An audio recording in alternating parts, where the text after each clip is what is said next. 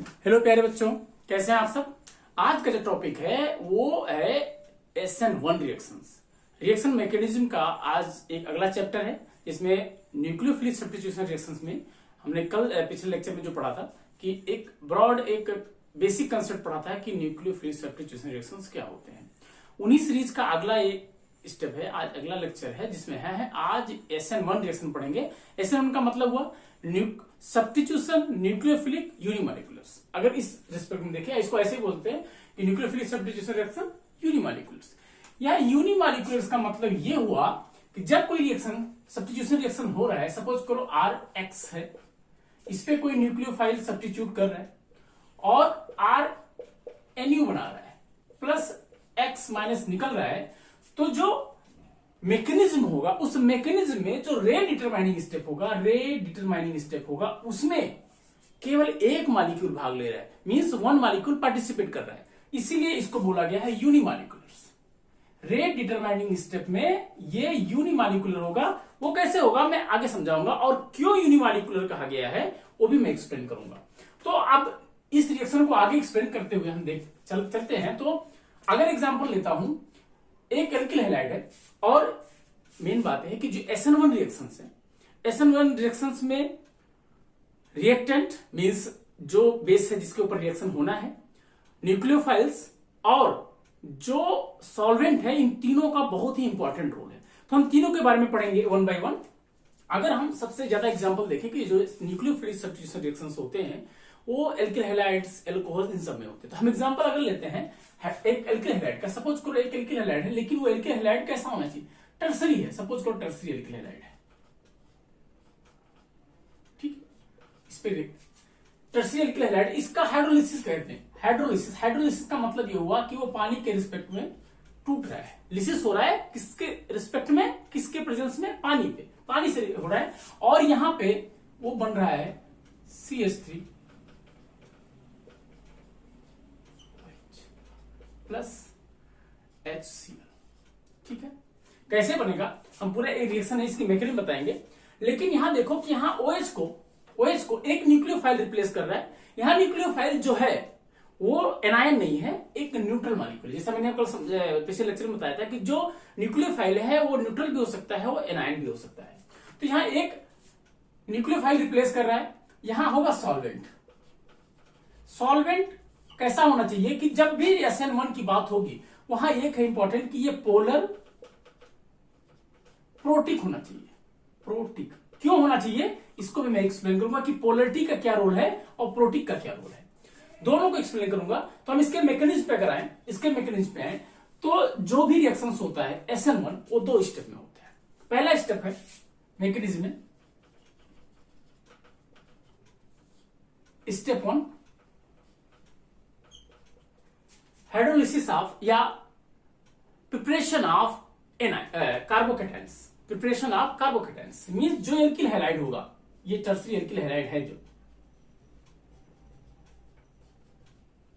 वो क्या होगा पहले स्टेप में कार्बोकेटाइन बनाएगा, मींस ये CH3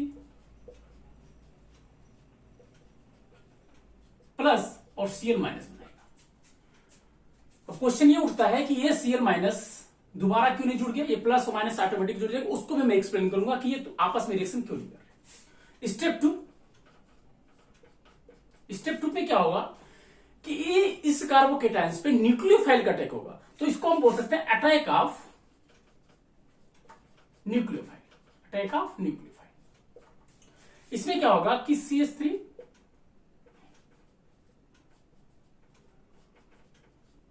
कार्बोकेटाइन्स, यहां है रिएक्टेंट क्या है, वाटर है, यहां न्यूक्लियोफाइल क्या है, वाटर है। तो वाटर H2O का जो ऑक्सीजन का लोन पेयर है वो इस पे अटैक करेगा और बनाएगा एक कॉम्प्लेक्स जिसको हम कह सकते हैं CH3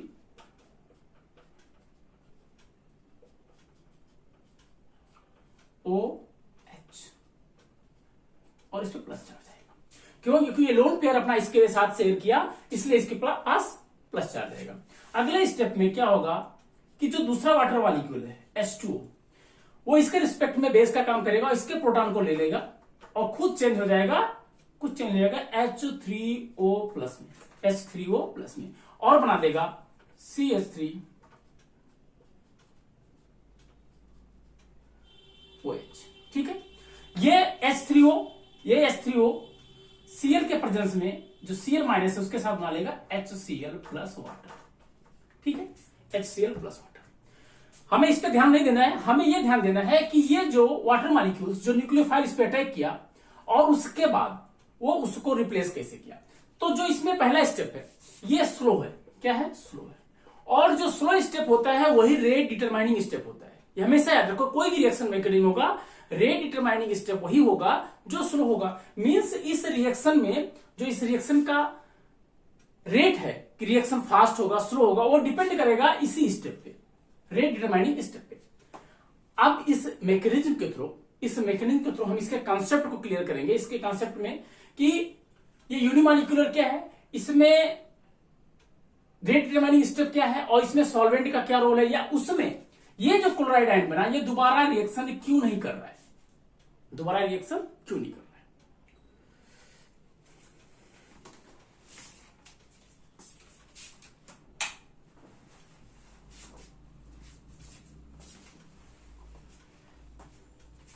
ठीक है, तो हम इस चीज को आगे बढ़ाते हुए इस कॉन्सेप्ट को हम इसके कॉन्सेप्ट पे आते हैं कि एक्चुअली कॉन्सेप्ट क्या है रिएक्शन मैकेनिज्म में, SN1 का कॉन्सेप्ट क्या है। पॉइंट टू पॉइंट उसको नोट करना पड़ेगा आप लोगों को, क्योंकि ये चीजें आपको याद नहीं रहेंगी ऐसे ही। ठीक है, तो इस एग्जांपल को आप नोट डाउन कर लिया।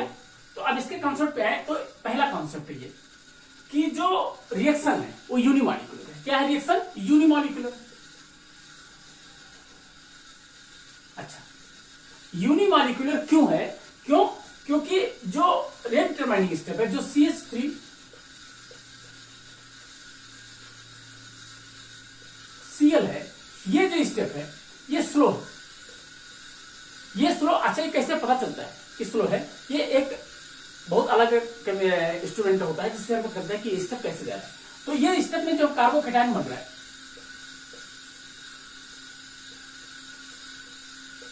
और Cl माइनस बन रहा है। ठीक है, Cl माइनस बन रहा है। तो जो इस स्टेप में जो पहला एक ही रिएक्टेंट, इस स्टेप में जो स्लो स्टेप है इसमें केवल एक मॉलिक्यूल पार्टिसिपेट कर रहा है, वो है एल्किल हैलाइड। इसीलिए इस रिएक्शन को हम बोलते हैं यूनिमॉलिक्यूलर। अच्छा, ये कैसे पता चलेगा कि यही स्टेप ही रेट डिटरमाइनिंग स्टेप है? मींस इस रिएक्शन का जो रेट है वो किस पे डिपेंड कर रहा है? वो डिपेंड कर रहा है एल्किल हैलाइड पे। मींस अगर रिएक्शन में एल्किल हैलाइड बढ़ा दे तो रिएक्शन बढ़ जानी चाहिए। अगर हम ये ना माने कि रिएक्शन में एल्किल हैलाइड ये रिएक्शन रेट डिटरमाइनिंग स्टेप नहीं है, अगर ये माने तो क्या होगा?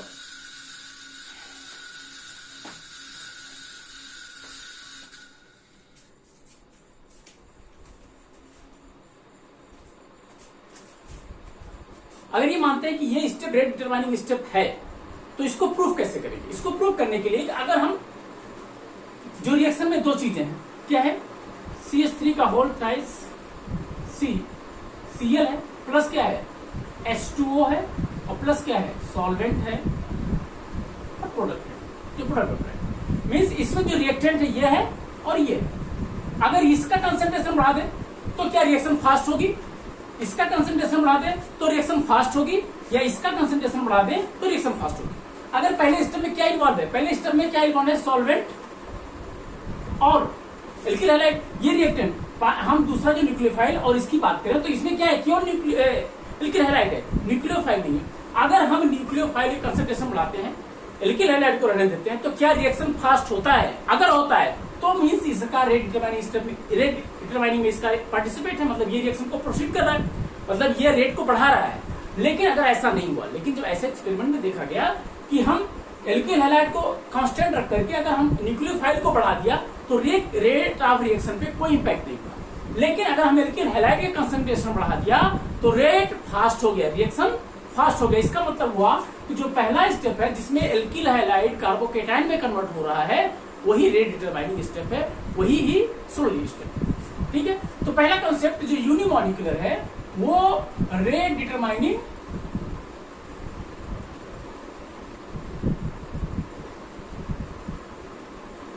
स्टेप से ही निकल के आया है, रेट डिटरमाइनिंग स्टेप से निकल के आया है जो स्लो है। पहला कॉन्सेप्ट।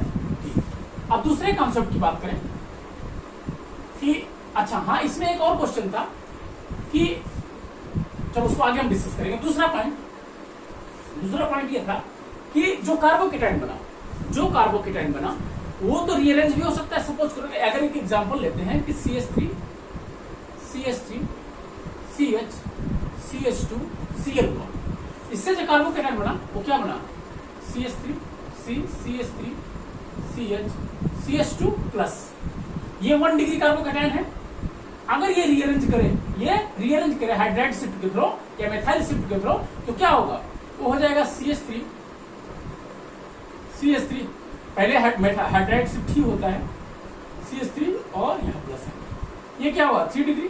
इसका मतलब हुआ अगर ये रिएक्शन हो रहा है और रिएक्शन में ये कार्बोकेटाइन बना जो 1 डिग्री है और वो कन्वर्ट होकर के 3 डिग्री बन गया, तो क्या ये प्रोडक्ट बनाएगा, ये रेट डिटरमाइनिंग स्टेप में पार्टिसिपेट करेगा या ये रिएक्शन को प्रोसीड बताएगा कि ये इस स्टेप में रिएक्शन कहां से होगा। तो कंसेप्ट ये हुआ कि जो रेट डिटरमाइनिंग स्टेप है वो केवल जो पहला कार्बोकेटाइन बना उसी पे ही डिपेंड होगा, ना कि जब वो रीअरेंज हो रहा है तब। Means rate determining steps based on first carbocations that prepare. Means जो पहला कार्बोकेटाइन बना उसी पे ही रेट डिटरमाइनिंग स्टेप होगा, ये रेट डिटरमाइनिंग स्टेप होगा, ना कि ये रेट डिटरमाइनिंग स्टेप होगा, ये रेट डिटरमाइनिंग स्टेप नहीं। समझ गए। मींस अगर आपको एग्जांपल दिया गया, सपोज करो इसको एग्जांपल से समझने की कोशिश करें, अगर नहीं समझ में आया, ये है तो एग्जांपल लेते हैं, ये CH3 CnH CH3 एक है CH3 CH3 एक है C2H CH3 CH2 Cl, ठीक है। एक है CH3 Cl, इस तरह से, ठीक है। अब A B C और D, इनमें ये पूछ लिया जाए कि कौन सा एल्किल हैलाइड सबसे अच्छा फास्ट रिएक्शन होगा, मींस किसका कार्बोकेटाइन ज्यादा स्टेबल होगा, किसका कार्बोकेटाइन या कौन सा एल्किल हैलाइड जल्दी रिएक्शन करेगा। जल्दी रिएक्शन का मतलब fast reaction, means rate of reaction पे डिपेंड करेगा, ठीक है। तो अगर आप देखें तो यहां से ये टूटेगा और क्या टूटेगा, ये बनेगा कार्बोकेटाइन, यहां टूटेगा तो ये कार्बोकेटाइन बनेगा, यहां टूटेगा तो ये कार्बोकेटाइन बनेगा और यहां टूटेगा तो ये कार्बोकेटाइन बनेगा, ठीक है। सही, ये देखिए ये टूटेगा तो ये कार्बोकेटाइन बनेगा। यहां देखिए पहला जो बनाया क्या, कौन सा कार्बोकेटाइन है 1 डिग्री, यहाँ क्या है 3 डिग्री, यहाँ क्या है 1 डिग्री, यहाँ क्या है 2 डिग्री। मीन्स अगर देखें तो ये जो 2 डिग्री 1 डिग्री है, ये 1 डिग्री है, अगर ये रीअरेंज करे तो क्या हो जाएगा CH3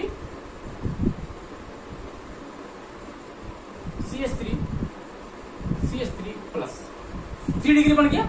अगर ये हाइड्राइड शिफ्ट के थ्रू जाए, हाइड्राइड शिफ्ट के थ्रू जो हमने कार्बोकेटाइन पढ़ाया था, तो कार्बोकेटाइन की स्टेबिलिटी में दिखाया था कि कार्बोकेटाइन में हाइड्राइड शिफ्ट, मेथाइल शिफ्ट या फिनाइल शिफ्ट, इसके शिफ्ट के थ्रू अपने आप को रीअरेंज करके स्टेबल कार्बोकेटाइन बनाता है। तो ये कार्बोकेटाइन प्राइमरी से टर्सरी बन गया, प्राइमरी से टर्सरी बन गया, ये ऑलरेडी टर्सरी है, ये सेकेंडरी है और ये सेकेंडरी, ये प्राइमरी है, सेकेंडरी है। तो इनमें सबसे ज्यादा रेट ऑफ रिएक्शन क्या होगा, तो ये लग रहा है कि ये और ये दोनों सेम होंगे, क्योंकि ये भी टर्सरी कार्बोकेटाइन बन रहा है, ये भी टर्सरी कार्बोकेटाइन, लेकिन नहीं, दोनों सेम नहीं होंगे, क्योंकि ये जो पहला कार्बोकेटाइन बना वो टर्सरी है, यहाँ जो पहला कार्बोकेटाइन बना वो प्राइमरी है। तो प्राइमरी कार्बोकेटाइन उतना स्टेबल नहीं होता, इसलिए वो रिएक्शन उतने फास्ट नहीं जाएगा। ये कार्बोकेटाइन ज्यादा स्टेबल है कंपेयर टू प्राइमरी, तो ये दूसरे नंबर पर होगा। तो मतलब अगर आप रेट ऑफ रिएक्शन की देखें तो एक नंबर पहले बी होगा, फिर कौन सा होगा सेकेंडरी, जो ये है तो ये होगा बी, फिर देखेंगे कि ये या ये, तो इन सब में इसमें चांसेस है कार्बोकेटाइन सेकेंडरी टर्सरी बनेगा, प्राइमरी ये भी है, प्राइमरी ये भी, बट इसको स्टेबलाइज करने के लिए ज्यादा है, क्योंकि प्लस आई इफेक्ट वाले ज्यादा है, तो इसके रिस्पेक्ट में ए ज्यादा होगा और सबसे लास्ट में सी। तो हर कॉन्सेप्ट में हर स्टेप पे जो क्वेश्चंस बनेंगे वो ऐसे ही बनेंगे कि क्या ऑब्जेक्टिव टाइप क्वेश्चंस हो सकते हैं, उनमें पूछ सकता है कौन सा एल्किल हैलाइड हाइड्रोलिसिस में जल्दी होगा, फास्ट हाइड्रोलिसिस करेगा, ठीक है। तो ये था इस तरह के। दूसरा पॉइंट था वो था कि rearrangement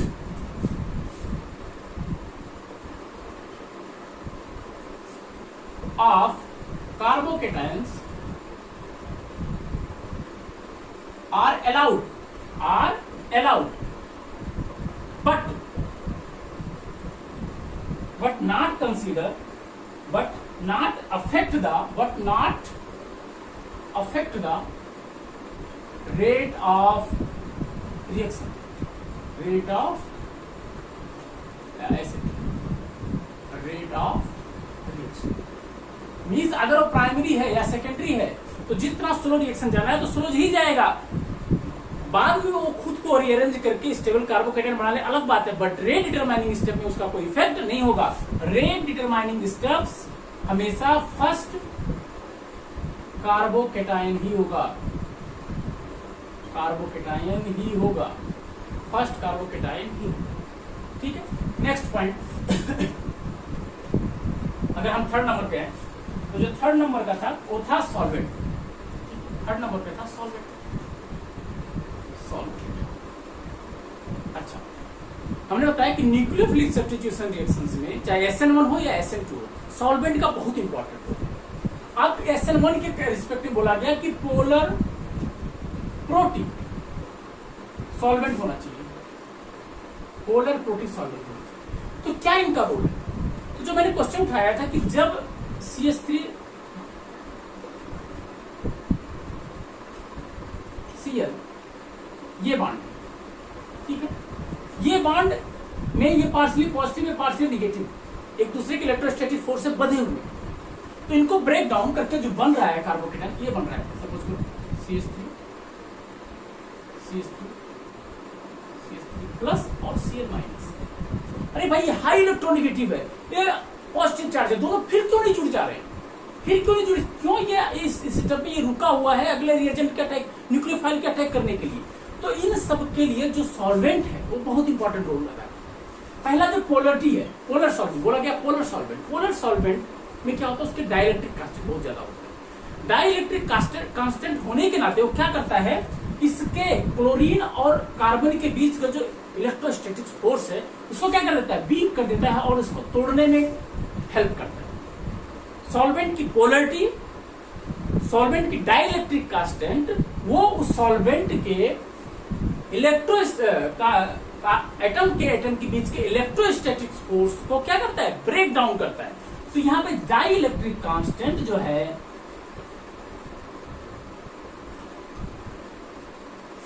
ये क्या करता है, ये अहम रोल अदा करता है कार्बन और हैलोजेंस के बीच के बॉन्ड को ब्रेक करने के लिए। ये तो पोलर का हुआ, ये दोनों में काम करेगा क्योंकि इसका तुड़ना SN1 में भी इंपॉर्टेंट है, SN2 में भी इंपॉर्टेंट है। लेकिन अभी दूसरा क्वेश्चन ये है, ये जो क्लोराइड आयन बना, वो क्लोराइड आयंस कार्बोकेटाइन के साथ फिर क्यों नहीं जुड़ रहे? भाई इतना हाई इलेक्ट्रोनेगेटिव टच जाके उससे जुड़ जाएगा, लेकिन उसके लिए जो दूसरा सॉल्वेंट का दूसरा जो नेचर है वो प्रोटीन। प्रोटीन सॉल्वेंट का मतलब हुआ उसके पास H+ आयन है। प्रोटीन का मतलब जो प्रोटॉन दे सके, वो सॉल्वेंट जो प्रोटॉन दे सके। वो क्या कर रहा है, जो क्लोराइड आयन बना, जो क्लोराइड आयन बना उसमें क्या करेगा, सपोज कोई क्लोराइड आयन बना माइनस, तो जो प्रोटीन नेचर है सॉल्वेंट का, वो क्या करता है, वो अपने प्रोटॉन्स को इस क्लोराइड को ऐसे घेर लेता है कि वो फिर से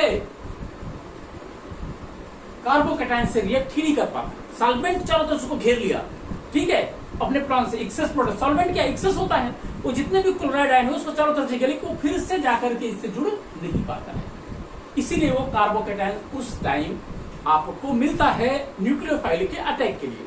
दोनों बातें क्लियर हुई कि जो पोलर पार्ट है या polar nature of the solvent का है, वो ये बताता है कि वो अपने डाइलेक्ट्रिक कांस्टेंट के इफेक्ट से कार्बन और हैलोजेंस के बॉन्ड को ब्रेक डाउन करता है, और जो प्रोटीन नेचर है सॉल्वेंट का, वो जो क्लोराइड आयन बना, जो ब्रेक डाउन होकर के कार्बोकेटाइन के बाद जो क्लोराइड आयन बना, उसको क्या करता है, उसको अपने एनायंस, अपने प्रोटॉन्स के थ्रू उसको क्या कर देता है, बांध लेता है, उसको कैद कर लेता है कि वो फिर से रिएक्शन ना करे। तो पोलर प्रोटीन सॉल्वेंट बहुत इंपॉर्टेंट, जैसे पोलर प्रोटीन सॉल्वेंट जैसे है पानी, सबसे ज्यादा इसके डाइलेक्ट्रिक H के आसपास होता है, जिसका जितना अच्छा डाइलेक्ट्रिक कांस्टेंट होगा वो उतना ही अच्छा सब्स्टिट्यूशन रिएक्शंस में हेल्प करेगा। ठीक है, जैसे हुआ C2H5OH इथेनॉल, इसका 35 के आसपास होता है। जैसे एस्टिक एसिड ले लें, ये भी पोलर है, प्रोटिक है, उसका जब 5 होता है, तो जो जितना अधिक इलेक्ट्रिक कांस्टेंट होगा वो उतना ही फास्ट रिएक्शन करेगा।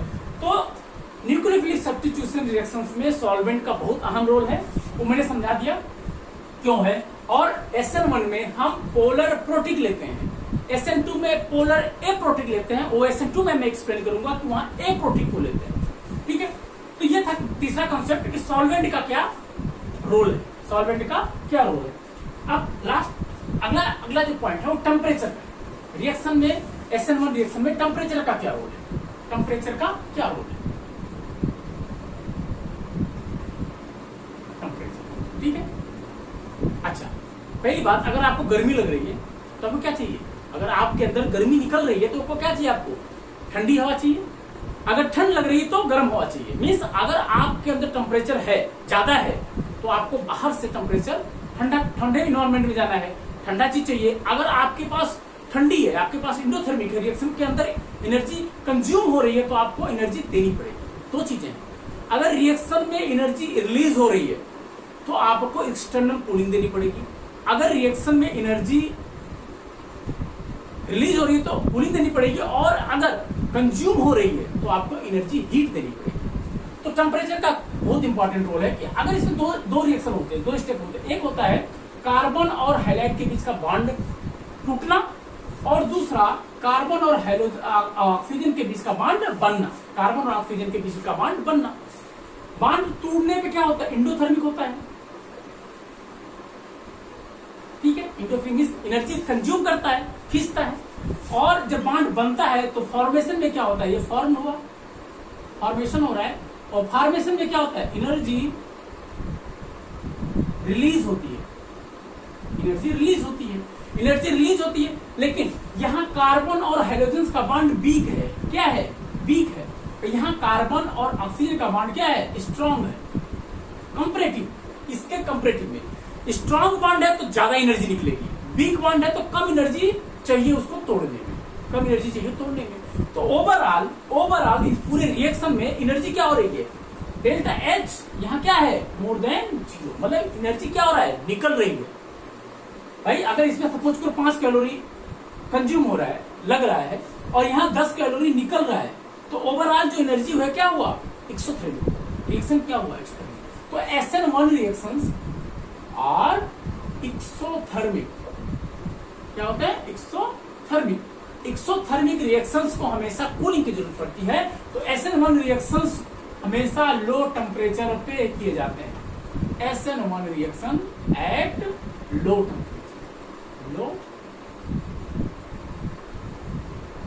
ठीक है, ये पॉइंट इंपॉर्टेंट है कि जितने SN1 के रिएक्शन होंगे वो कूलिंग पे होंगे, लो टेम्परेचर पे होंगे। क्यों होंगे, क्योंकि वो रिएक्शन ओवरऑल रिएक्शन क्या होता है, एक्सोथर्मिक होता है। तो ये टेम्परेचर था। अगला था स्टीरियोकेमिस्ट्री, बहुत इंपॉर्टेंट है स्टीरियोकेमिस्ट्री।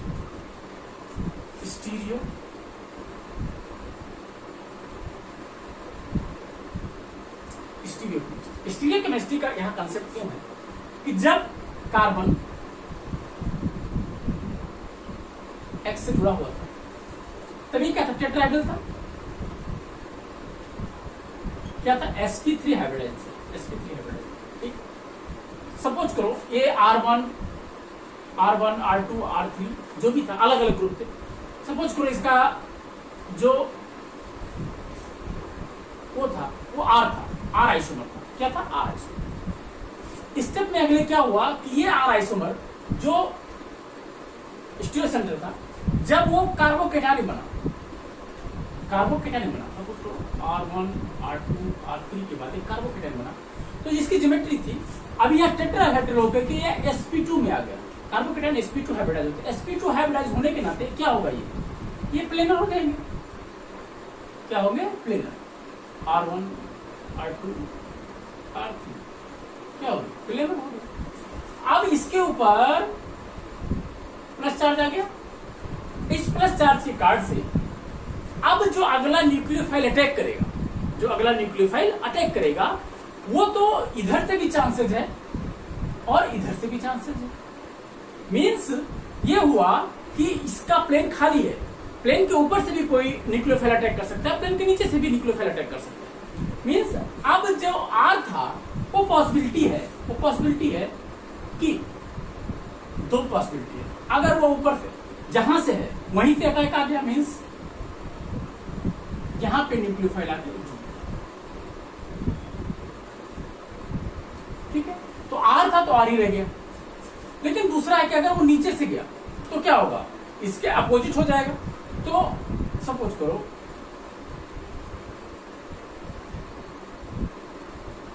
और यहां आकर के न्यूक्लियोफाइल जुड़, तो जो ये आर था वो क्या हो गया, एस में।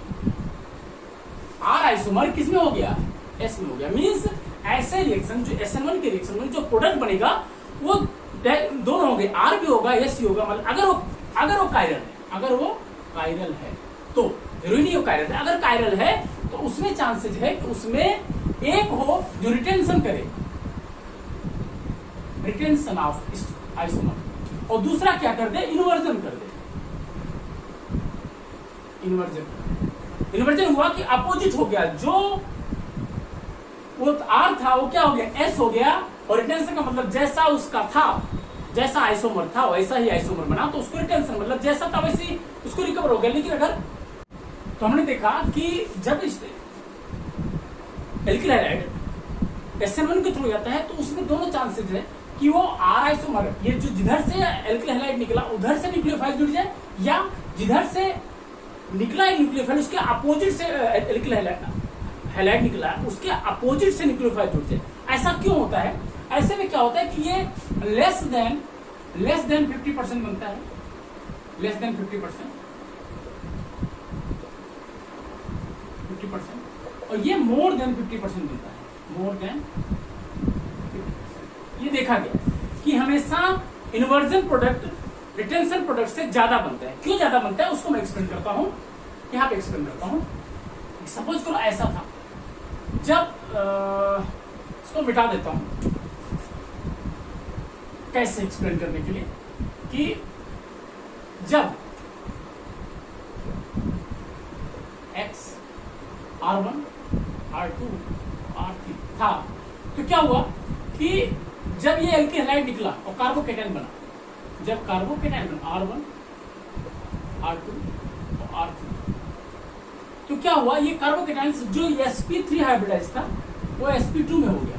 और sp2 की जो ज्योमेट्री होती है वो क्या होती है, planar, trigonal planar. Means carbon इस तरह से R1 R2 और R3 ऐसे बन गया, एक प्लेन में हो गया। एक प्लेन में होने के नाते अब उसके पास जो प्लस चार्ज, जो स्पेस है वो दोनों तरफ से, कि न्यूक्लियोफाइल इधर से आके अटैक करे या न्यूक्लियोफाइल इधर से जाके, इसीलिए दोनों प्रोडक्ट बनते हैं, आर भी बनता है एस भी बनता है। लेकिन क्या होता है कि जो क्लोराइड आयन निकला, जिस साइड से निकला वहां पे सपोज करो इधर क्लोराइड आयन लगा रहा होगा, तो यहाँ पे जो क्लोराइड आयन हुआ जो ऑलरेडी, चलो ठीक है सॉल्वेंट से घिरा हुआ है, सॉल्वेंट से घिरा हुआ है, लेकिन फिर भी वो अपने उस सेंटर के साथ इर्द गिर्द ही घूमता है। और जो न्यूक्लियोफाइल है जो अटैक करने आ रहा है, जो उस साइड से जब अटैक करता है, रिटेंशन वाले साइड से अटैक करता है, तो क्या होता है उसको इस क्लोराइड आयन के भी इंटरफेयर को ट्रैकल करना पड़ता है। ये इसको थोड़ा सा अपोज करता है, उस तरह से उस साइड से अटैक करने में न्यूक्लियोफाइल को थोड़ी सी दिक्कत होती है। और बाकी इस साइड में तो एकदम फ्री है, न्यूक्लियोफाइल इधर से फास्टली अटैक करता है कंपेयर टू रिटेंशन साइड से। रिटेंशन साइड से उसको फेस करना पड़ता है क्लोराइड आयन को भी, इसीलिए उधर का प्रोडक्ट लेस होता है, लेस देन 50%, और ये होता है मोर देन 50%। ये लेस देन 50% और ये more than retention. Inversion product greater होता है रिटेंशन प्रोडक्ट से, ठीक है। ये बात बहुत इंपॉर्टेंट है, इन्वर्जन प्रोडक्ट हमेशा रिटेंशन प्रोडक्ट से ज्यादा होगा। अगर आपका क्वेश्चन आता है कोई प्रोडक्ट में कि इसमें आर ज्यादा बनेगा या एस ज्यादा बनेगा, आर ज्यादा बनेगा या एस ज्यादा बनेगा, तो अगर वो आर है स्टार्टिंग R है तो अपोजिट मींस उसका उल्टा जो बनेगा वो ज्यादा बनेगा कंपेयर टू रिटेंशन प्रोडक्ट। अब हम डिस्कस करते हैं कि कौन कौन से फैक्टर हैं जो रेट ऑफ रिएक्शंस में SN1 रिएक्शन में अफेक्ट करेंगे, मतलब factor affecting rate of reactions. तो जो SN1 के रिएक्शंस हैं उस पे कौन कौन से प्रोडक्ट का, जैसे हमने जब रिएक्शन किया तो क्या था, RX था, न्यूक्लियोफाइल था और क्या था, सॉल्वेंट था और यहाँ पे प्रोडक्ट था। ठीक है, ये थे न्यूक्लियोफाइल।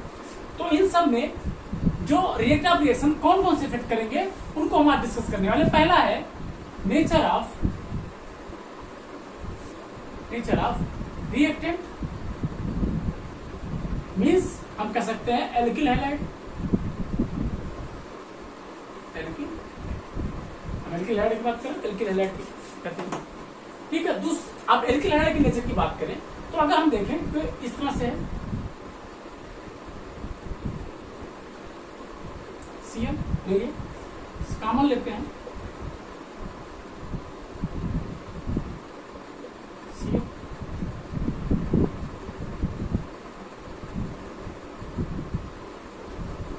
CN और CH3, ये है मेथाइल, ये है 1 डिग्री, ये है 2 डिग्री और ये है। तो देखेंगे कि हमेशा मैंने जो इसका बाद जो कार्बोकेटायन बनेगा, जो टूटने के बाद कार्बोकेटायन बनेगा क्या है, 3 डिग्री कार्बोकेटायन बनेगा। यहाँ टूटेगा तो 2 डिग्री कार्बोकेटायन बनेगा और यहाँ टूटेगा तो 1 डिग्री कार्बोकेटायन बनेगा, यहाँ टूटेगा तो मेथाइल कार्बोकेटायन। तो हमने स्टेबिलिटी जब कार्बोकेटायन की पढ़ा था GOC में, तो उसमें पढ़ा था कि 3 degree carbocation more stable than 2 degree carbocation than 1 degree carbocation than methyl. तो सबसे जो ज्यादा रेट ऑफ रिएक्शन होगा वो 3 डिग्री का होगा, फिर 2 डिग्री का होगा और बाद में इन दोनों का होगा। लेकिन प्रैक्टिकली ये देखा गया कि 3 डिग्री और 2 डिग्री तक ही रिएक्शन SN बन जाता है।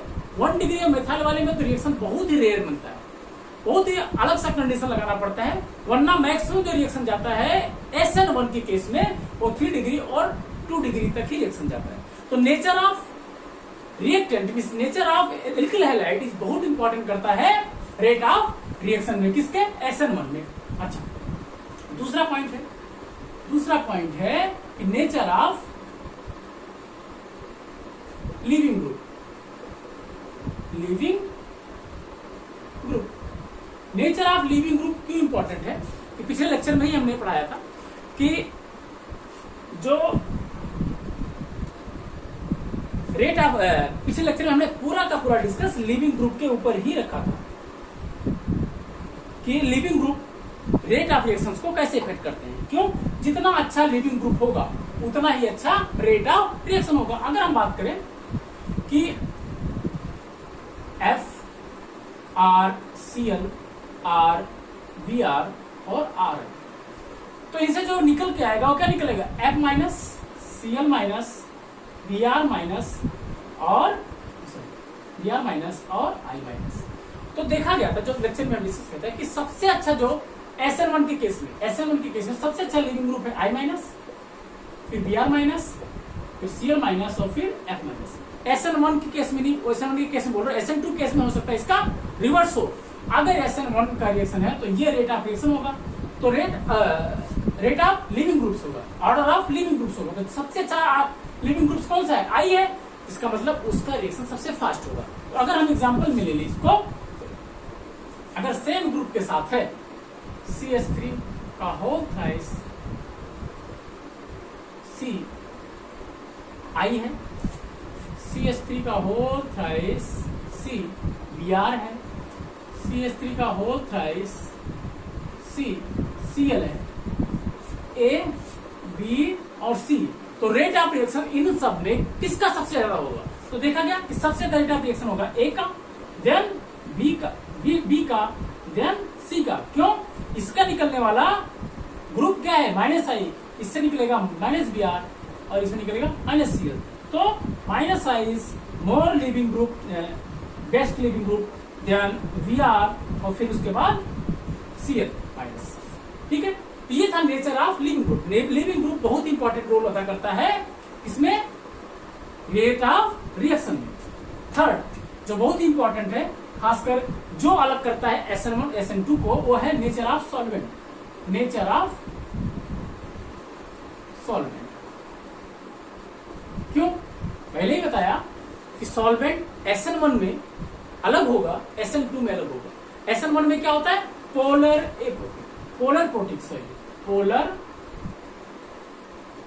प्रोटीन, दोनों का बहुत इंपॉर्टेंट, पोलरिटी का और प्रोटीन नेचर का। पोलरिटी जो होता है वो क्या करता है? वो break down CX bond, carbon और हाइड्रोजन के बॉन्ड को ब्रेक डाउन करता है। किसके? With the help of die electric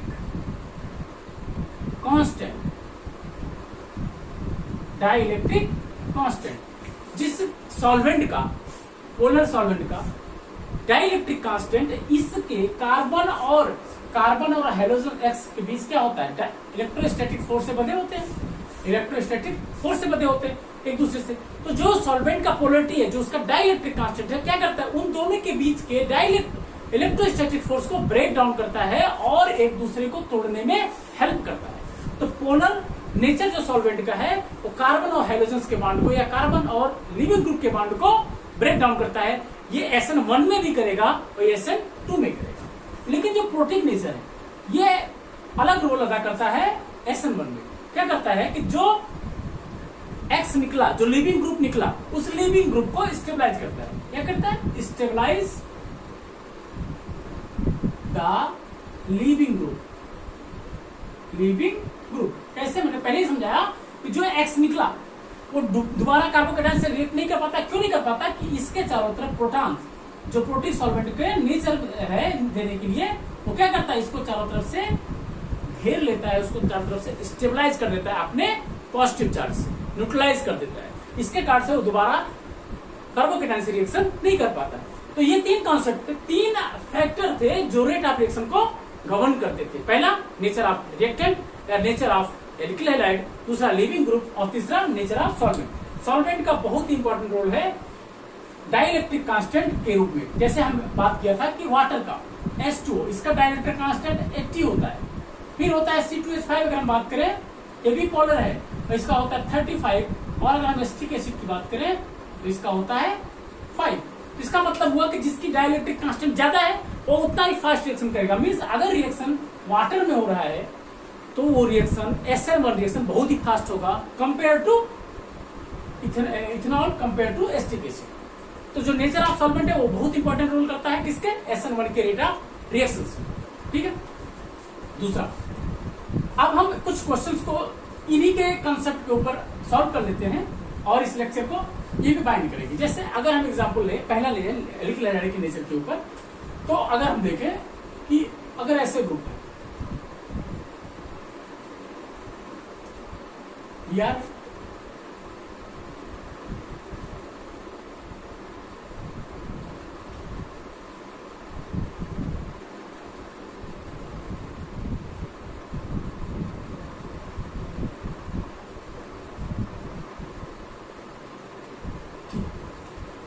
A, B और C, और पूछा जाए कि किसका रेट ऑफ रिएक्शन सबसे अच्छा होगा, सबसे ज्यादा होगा। तो अगर हम देखें तो ये ब्रेक डाउन होगा तो क्या बनेगा? 1 डिग्री कार्बोकेटायंस। ये ब्रेक डाउन होगा तो 3 डिग्री कार्बोकेटायंस। ये ब्रेक डाउन होगा तो 2 डिग्री कार्बोकेटायंस। तो हमने बताया कि 3 degree carbocation more stable than 2 degree than 1 degree. तो सबसे अच्छा कौन बढ़ेगा? B। फिर उसके बाद 2 डिग्री C, और फिर उसके बाद E। तो ये था कि एल्किल हैलाइड के नेचर के ऊपर क्वेश्चन ऐसे आएंगे। रेट ऑफ रिएक्शन पूछ सकता है, स्टेबिलिटी ऑफ कार्बोकेटायन पूछ सकता है। ठीक है। अच्छा, अगर हम दूसरी बात करें कि अगर यहाँ पर सब पे सब 3rd डिग्री बना दें, सब 3rd डिग्री बना दें,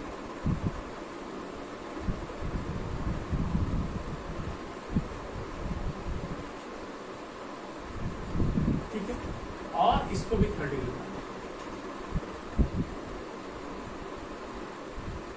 ठीक है। यहां पे लगा दिया हमने Br, यहां लगा दिया Cl, यहां लगा दिया F, यहां लगा दिया। अब पूछा जाएगा कि कौन सा सबसे रेट ऑफ रिएक्शन किसका ज्यादा होगा, A का या B का या C का। तो हमने बताया कि जो लिविंग ग्रुप का नेचर है वो भी डिपेंड करता है रेट ऑफ रिएक्शन पे। तो सबसे ज्यादा रेट ऑफ रिएक्शन किसका होता है? माइनस आयन का, फिर Br माइनस ब्रोमाइड का, फिर क्लोराइड का और फिर फ्लोराइड का। तो देखा जाए कि तो इसमें ए सबसे ज्यादा फास्ट रिएक्शन देगा, फिर क्या देगा, बी देगा और फिर देगा सी। तो इस तरह से क्वेश्चन आ सकते हैं कि कौन सा कार्बोकेटायन ज्यादा बनेगा, कौन सा रिएक्टेंट ज्यादा फास्ट रिएक्शन देगा, SN1 रिएक्शन। इस तरह से सारे क्वेश्चन आप खुद कंसेप्ट वाइज बना सकते हो। अगले लेक्चर में हम SN2 रिएक्शन के बारे में डिस्कस करेंगे और उनके भी सारे कंसेप्ट को क्लियर करेंगे और एग्जाम्पल को भी एक्सप्लोर करेंगे। तो बने रहिए और पढ़ते रहिए। Thank you.